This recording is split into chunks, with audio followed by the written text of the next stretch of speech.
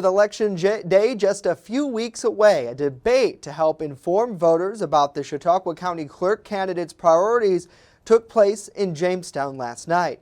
Incumbent Republican Larry Barmore and Democratic challenger David Sally took the stage during the forum hosted by WRFA in partnership with WJTN and WNY News Now to share why they deserve the job.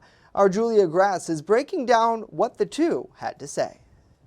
The candidates were asked what they believe the biggest issue the county clerk will face during their next term. While both agreed the DMV needs the most attention, their reasoning differed.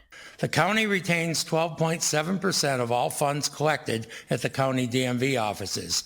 This amount has not changed in over 30 years, despite the fact that the state continues to siphon business from the local DMVs to improve their income. Clerk Larry Barmore also noted that the increase of online DMV services reduces the funds that remain local. Instead, they go directly to the state. His opponent, David Sally, however, noted issues that the COVID-19 pandemic brought attention to. The biggest issue is serving all of the people. You cannot run a government office as if it's a business.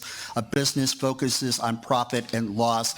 If a portion of the market isn't profitable, then they don't serve that market. A government office has to serve everyone. He mentioned the significant Hispanic population in Chautauqua County and the DMV's lack of Spanish-speaking employees. Barmore assured voters that the Dunkirk DMV does employ a Spanish speaker, which Sally doesn't believe is enough. There are civic service exams for Spanish-speaking clerks. We would need to advertise them heavily.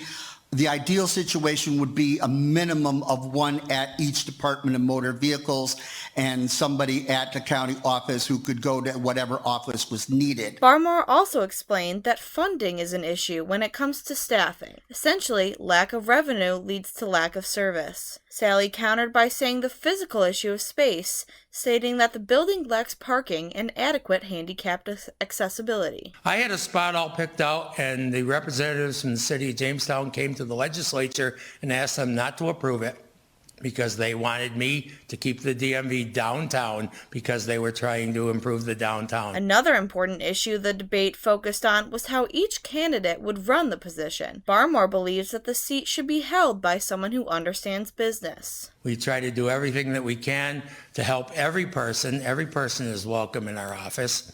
And all our offices are a user-based funded system, so to speak.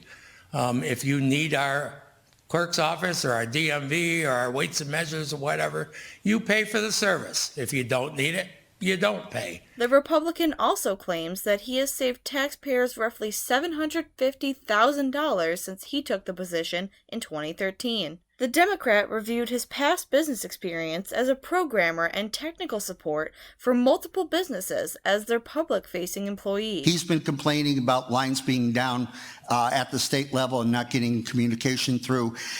It goes much faster for repairs if you have a professional at each end working on the problem. Meanwhile, Sally says that the county should have backup measures in place if the state system fails. He also suggested a new method of service at the DMV to reduce wait times. What you do is you switch to an accessibility scenario, doctor's office. You call up and you have people call a phone number or go onto a website and make an appointment and say, I want to do this. And they say, okay, you need document A, B, C. The fee will be so much. It'll take 20 minutes. Can you come in at Wednesday at 11:20? And this way there is no line. Barmore explains that this method has previously been unsuccessful in the area. The governor mandated that we have an appointment-only system. I knew it wasn't going to work, but we did it anyways. And within a week, we were booked to 3-4 months ahead. Many people made multiple appointments, which they never showed up for, but we have no way of policing that. Julia Gress, WNY News Now. Julia, thank you. A debate between the candidates for Chautauqua County Executive takes place next Thursday at 8 p.m. Following a Meet the Candidates forum at 6 o'clock, the programs will be streamed live here on WNY News Now, WNYNewsNow.com, our mobile app, Facebook page, and on channel 716 on Roku.